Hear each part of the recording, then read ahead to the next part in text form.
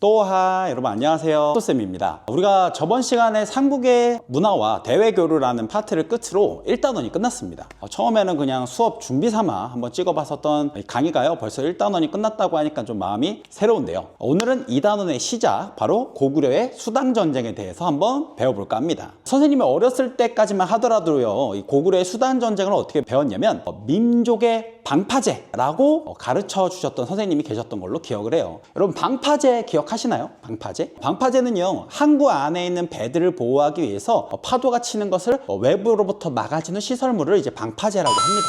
그럼 우리 민족의 방파제, 도대체 누굴 얘기하는 걸까요? 바로 오늘 배우게 될 바로 고구려입니다. 고구려가 당시 통일제국이었던 수나라와 당나라의 공격을 연달아 막아내면서 당시 한반도 남쪽에 있었던 백제와 신라 같은 우리 민족의 다른 국가들을 지켜줄 수 있었다, 이런 식으로 배웠던 기억이 납니다. 그러면 오늘은 이 민족의 방파제 고구려가 어떻게 수나라, 당나라와 같은 거대 제국의 공격을 막아낼 수 있었는지 한번 알아보는 시간을 가져볼까 합니다. 우리가 삼국의 성장 과정을 배우면서 고구려가 장수왕 때에 이르러서 어떤 특별한 생각을 한다라고 말씀드렸던 기억이 있어요. 바로 세상의 중심이 어디다? 바로 고구려가 아닌가와 같은 아주 독자적인 천하관 같은 것들이 만들어지게 되는데요. 당시 그렇게 될 수 있었던 이유 중에 하나가요, 중국이 하나로 통일되어 있지 못하고 작은 국가들로 이제 나눠 있어서 동북아시아 정세에서 이제 큰 하나의 강대국이었고, 힘의 균형이 유지된 상태에서 서로의 견제를 하고 있었던 상황이었기 때문에 고구려가 그때 독자적인 천하관을 만들 수 있었던 것으로 보고 있습니다. 그래서 이렇게 다양한 세력들의 작은 왕들이 이처럼 중국이 하나로 통일되어 있지 않고 균등한 세력 균형으로 인해서 견제가 되고 있는 상황을요, 마치 작은 원들이 많이 있다라고 해서 다원적인 세계라고 부릅니다. 그런 다원적인 세계가 있었던 시기에는요, 우리나라의 국가들이 굉장히 잘 나갔는데요. 예를 들어 춘추 전국시대의 고조선이 굉장히 잘 나갔고요, 남북조 시대의 고구려가 또 잘 나갔고, 남송시대 때 고려가 또 잘 나갔던 기억이 있습니다. 자, 이렇게 중국이 분열되어 있고 동북아시아가 균형과 견제로 이루어지던 이런 다원적인 세계에서는 우리가 굉장히 잘 나갔지만, 시대가 변하면서 중국의 거대 통일제국이 생겨나게 됩니다. 작은 원들이 아니라 큰 원 중심에 작은 원들이 붙어 있다고 해서 이런 세계를 일원적 세계라고 부릅니다. 이런 일원적 세계가 이 당시 고구려에게도 찾아왔는데요. 당시 혼란했었던 남북조 시대를 끝내고 중국을 통일시켰던 중국의 통일왕조, 바로 수나라였습니다. 수나라로 중국을 통일한 문제는요, 당시 고구려를 비롯한 다양한 동북아시아 국가 세력권으로부터 지배자로 인정받고 있었는데요. 이렇게 수나라 중심의 일원적 국제 질서가 되자 당시 나름의 독자적 질서를 형성하고 있었던 고구려는 선택의 순간이 다가오게 됩니다.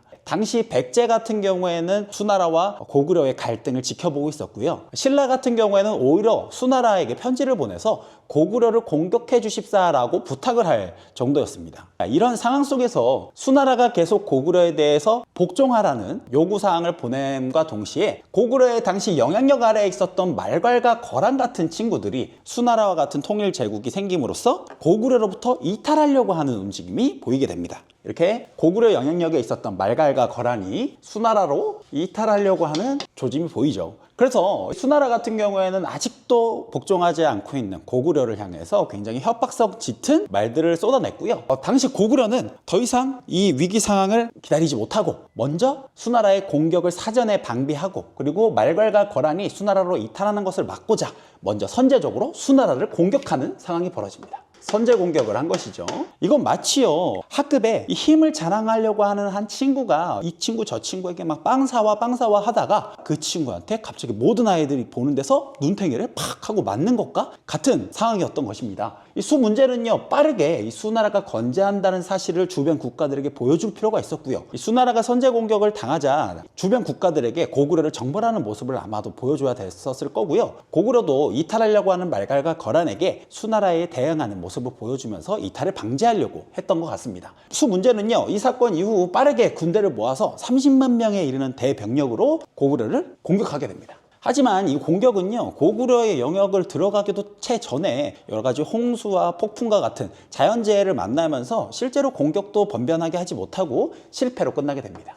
그러니까 날 한 대 쳤던 친구를 손봐주겠다면서 막 권투 글러브 끼고 막 무섭게 다가가다가 자기 발에 자기가 넘어지게 된 경우와 같은 케이스라고 볼 수 있죠. 이 수 문제의 공격이 실패로 끝나고 난 뒤에 수 문제를 이어서 수양제가 즉위를 했습니다. 수양제는 고구려에게 똑같이 복종을 요구했고요. 고구려는 이를 거절하게 됩니다. 결국 수양제는요, 자그마치 113만에 달하는 군대로 고구려를 공격하는 모습을 보입니다. 이때 수양제는 이 군대가 고구려로 출병하는 모습을 주변 국가들에게 보여줄 정도로 굉장히 위협적으로 고구려 정보를 준비했다고 해요. 당시 고구려는 이런 고구려 영역에 있는 요하강이라고 흐르는 동쪽 지역, 요동 지역에 고구려의 다양한 성들이 방어를 하고 있었는데요.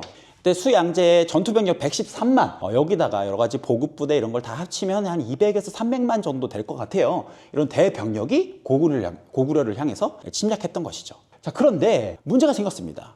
이렇게 수백만에 걸친 부대로 고구려를 공격했음에도 불구하고 고구려의 성 하나를 제대로 점령조차 못하는 일이 벌어진 거예요. 그리고 이 너무 많은 병력을 동원하다 보니까 300만 명이라고 쳐볼게요. 여러 가지 보급 부대랑 합쳐서 300만 명이 하루에 세 끼를 먹겠죠. 그리고 점령이 2달 가량이 안 됐기 때문에 이걸 다 합치면 5억 4천만 끼 정도 됩니다. 그러니까 하루하루 이 수나라의 국력이 소비되면서 이 사람들의 식량으로 쓰이고 있었다는 것이죠. 현대전에서는요, 이 보급의 문제 때문에 러시아와 우크라이나의 전에서 굉장히 변수로 작용했던 것을 여러분들 다들 기억하고 계실 겁니다. 하물며 무려 1000년 이전에 수나라가 아무리 거대한 제국이라고 한들 이런 수백만 명을 동원하는 원정에서 빠르게 진행이 되지 않는 건 굉장히 위험 요소였던 것 같습니다. 결국 고구려를 함락시키지 못했던 수양제 대군은요, 빠르게 전쟁을 끝내기 위해서 무리수를 들게 됩니다. 바로 113만 명의 군대 중에서 가장 싸움을 잘하는 친구들로만 모은 별동대 30만 명을 뽑아서요, 바로 고구려의 수도였던 평양을 향해서 직접 공격을 하는 것을 명령을 내리게 됩니다. 물론 이 후방에 있는 고구려 성들을 하나도 점령하지 못했기 때문에 보급 문제가 생길 수 있어요. 그래서 30만 명에 달하는 별동대들에게 약 100일치의 식량을 메고 평양성을 공격하라고 지시했습니다. 하지만 여러분, 선생님도 군대에 갔었을 때 훈련을 받기 전 주먹밥 같은 걸로 아침, 점심, 저녁 같은 걸 받습니다. 그럼 제가 이걸 진짜 3끼에 나눠 먹을까요? 아니겠죠. 제가 배고프면 3끼를 다 한꺼번에 먹던가 아니면 훈련 도중에 귀찮으면 버려버리든가 하는 일들이 일어나게 됩니다.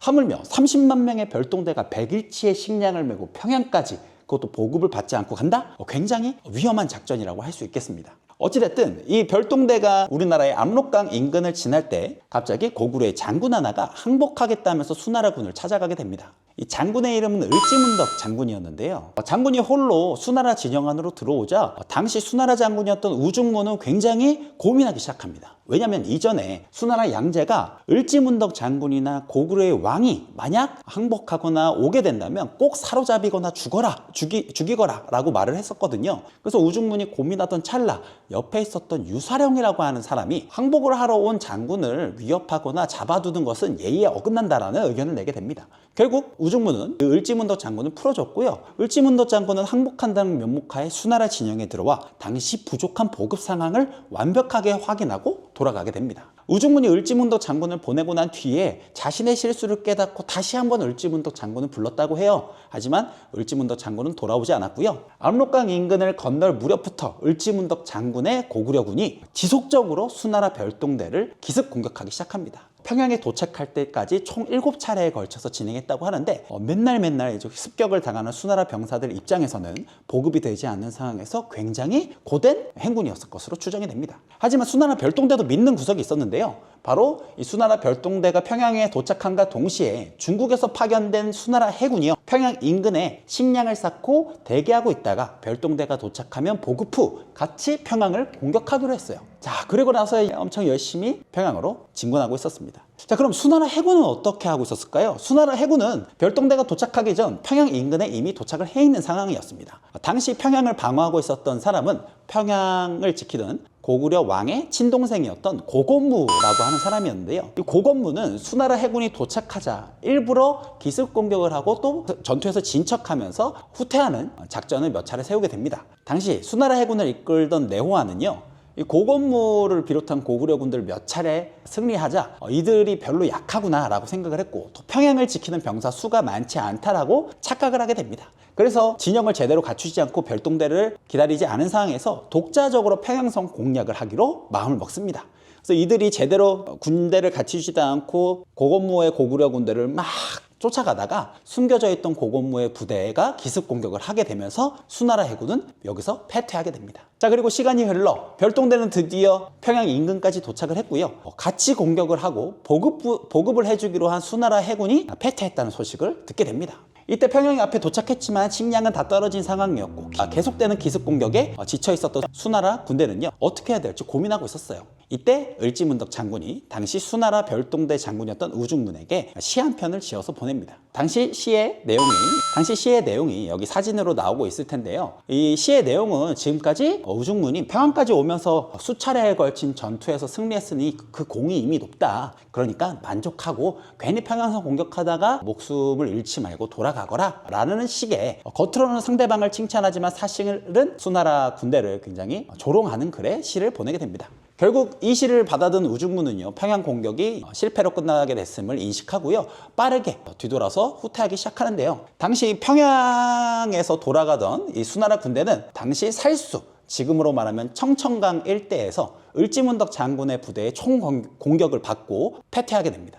이때 30만 5천 명 정도가 왔다가 살아서 요동 지역으로 돌아간 수나라 군대 수가요, 2,700명 밖에 되지 않는다고 하니까 이 살수대첩이 엄청나게 큰 승리였다는 것을 알 수가 있습니다. 이 살수대첩으로 이제 별동대 대부분을 잃은 수나라는요, 결국 실패로 끝나서 돌아갔고요. 이후에도 수나라 양제는 몇 차례에 걸쳐서 고구려를 공격했지만 그때마다 고구려의 방어에 맞춰 실패로 끝나게 됩니다. 이때의 승리는요, 향후 우리나라에게도 그렇고 주변 국가들에게도 아주 큰 영향을 미치는데요. 특히 일제강점기 시절에 일본에 대항해서 싸우던 의병 부대들은요, 이 살수 대첩의 내용이 담긴 용진가라고 하는 노래를 부르기도 했다고 하고요. 그리고 우리가 이 서울 지역에 을지로라고 하는 곳이 있죠. 이 을지로는 일제강점기 시절에 중국인들이 이제 차이나타운 상권을 만들었던 곳이라 광복 이후에 중국인들의 기세를 누르기 위해서 당시 을지문덕 장군의 이름을 따서 을지로라고 지어졌다고 합니다. 그래서 이 살수대첩을 이끈 을지문덕 장군을 알아둬야 되겠습니다. 자, 이렇게 수나라 양제는 결국 너무 무리한 공격을 실패로 끝나게 되면서요, 수나라는 무리한 토목공서와 그 무리한 대외원정을 실패로 끝으로 결국 멸망하게 됩니다. 자, 수나라가 멸망하고 고구려가 승리를 하게 되면서 이 동북아시아는 다시 평화를 찾나 싶었는데요, 중국은 수나라가 끝나고 얼마 지나지 않아서 또 다른 통일제국 당나라가 만들어집니다. 당시 당나라로 중국을 통일한 당고조라는 인물은요, 초반에는 고구려와 크게 갈등을 일으키지 않으려고 굉장히 노력하는 모습을 보였습니다. 그래서 우호적인 모습을 초반에는 보였는데요, 당나라를 만들었던 고조는요, 이전에 제국이었던 수나라가 고구려의 공격을 실패로 끝나게 돼서 민심을 잃고 멸망하는 장면을 직접 봤을 거예요. 그래서 당나라 역시 당고조도 고구려와 전쟁하는 것을 원치 않았던 것 같습니다. 하지만 당고조 이후에 당나라의 황제가 됐었던 당태종은 생각이 달랐습니다. 이 사람은 중국인들이 이제 말하는 존경하는 인물로 이제 선정되는 인물들 중에 거의 매번 상위권에 있는 인물인데요, 이 사람은 즉위하자마자 고구려를 대상으로 팽창 정책을 보여주기 시작했습니다. 당태종의 팽창 정책에 맞서서 고구려도 가만히 있지 않았는데요, 고구려는 당시 요하강 인근에 있던 고구려의 성들을 하나로 연결해서 큰 성곽을 만드는 천리장성을 축조했습니다. 이 천리장성은 축조에만 16년이 걸릴 정도로 아주 대규모의 공사였는데요, 따라서 이 천리장성을 축조하는 역할을 담당하게 된 사람은 고구려의 귀족들 중에서 가장 강경한, 전쟁을 부르짖는 강경파의 수장이었던 연개소문이라고 하는 자가 이 천리장성을 감독하게 됩니다. 자, 이렇게 긴장이 계속되던 때 당시 고구려의 왕은요, 이전에 수나라와의 전쟁에서 수나라 해군을 물리친 바로 왕의 동생 고건무였습니다. 당시 고건무가 왕이 돼서 영유왕이라고 불렀는데요, 이 고건무는 이전에 수나라와의 전쟁을 막아냈던 전쟁 영웅이었지만 실제로 전쟁을 겪으면서 전쟁은 다시는 일어나면 안 된다라고 생각했던 것 같아요. 그래서 당태종이 무리한 여러 가지 요구들을 하게 되는데 이를 몇 가지를 수용하게 됩니다. 첫 번째로는요, 수나라의 포로들을 이제 조건 없이 풀어준다거나 왕의 대리자라고 할 수 있는 세자를 당태종에게 보낸 경우도 있었습니다. 이와 같은 영유왕의 당나라에 대한 우호적인, 그리고 어떻게 보면 굴욕적인 외교가 이어지다 보니 당시 강경파의 수장이었던 연개소문이 이를 참지 못하고 결국 쿠데타를 일으키게 됩니다. 정변을 일으켜요. 연개소문은 자신을 반대했었던 귀족 세력들을 모두 촉출하고요, 궁궐로 군대를 이끌고 가서 한때 수나라 군대의 공격을 막아내던 전쟁 영웅 고건무를 붙잡습니다. 그래서 영유왕을 토막내서 죽이고요, 그 시체를 구덩이에다가 던졌다라고 하니까 당시 연개소문이 성격이 굉장히 괄괄하신 분이구나 라는 걸 이번 사건을 통해서 알 수가 있었습니다. 연개선문이 정변으로 고구려의 정권을 잡자 당시 당태종은 이를 구실로 결국 고구려를 공격하게 됩니다. 정변을 구실로 공격하게 됐죠.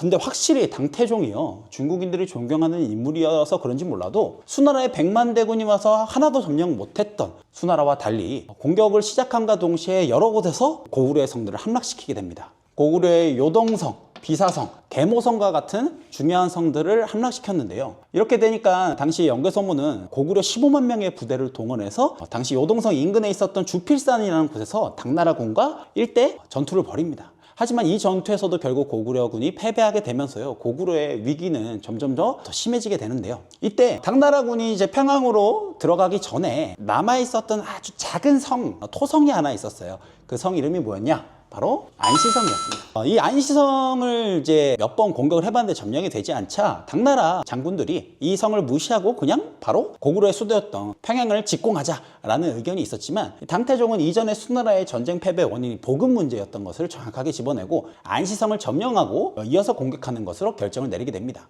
결국 이 안시성이 계속 점령이 되지 않자 안시성 높이보다 더 큰 토산을 만들기 위해서 수십만의 병력을 동원해 2달 60일 동안 흙을 가져와서 안시성 앞에 거대한 토산을 만들게 됩니다. 하지만 이 고구려가 당나라 애들이 방심하고 있는 틈을 타서 성문을 열고 오히려 공격해 그 2달 동안 만든 토산을 점령해 버렸다고 해요. 결국 안시성을 점령할 수 없었던 당태종은요, 당시 안시성주라고 하는 양만춘이라는 자에게 비단을 내리면서 퇴각을 시작했다고 합니다. 이 전투가 안시성 전투입니다. 이 안시성 전투 결과 당태종은 고구려 원정의 실패로 끝나게 되고요. 결국 돌아간 뒤 마지막 죽음을 맞이할 무렵에는 고구려 원정을 하지 말라라는 말을 끝으로 숨을 거뒀다고 하죠. 이렇게 해서 고구려는 무려 중국을 통일한 수나라와 당나라라고 하는 거대 제국을 2번이나 막아낸 역사를 쓰게 됩니다. 다 이렇게 해서 오늘은 민족의 방파제라고 하는 고구려가 수나라와 당나라의 침입을 막는 것을 배워봤는데요. 그럼 고구려가 이 수나라와 당나라를 막으던 사이 백제와 고구려는 대체 어떤 일들을 하고 있었을까요? 그리고 백제와 고구려 신라 중에서 삼국통일은 대체 누가 하는 걸까요? 다음 시간에 이어서 삼국통일의 주인공을 알아보도록 하겠습니다. 그럼 오늘 마지막 퀴즈 나가겠습니다. 수양제의 별동대를 몰살시켰던, 을지문덕 장군이 몰살시켰던 전투의 이름은 무엇일까요? 정답을 아시는 분은 댓글로 남겨주시고요. 그럼 여러분 다음 시간에 삼국통일 내용으로 뵙겠습니다. 그럼 여러분 다음에 만나요. 또 봐!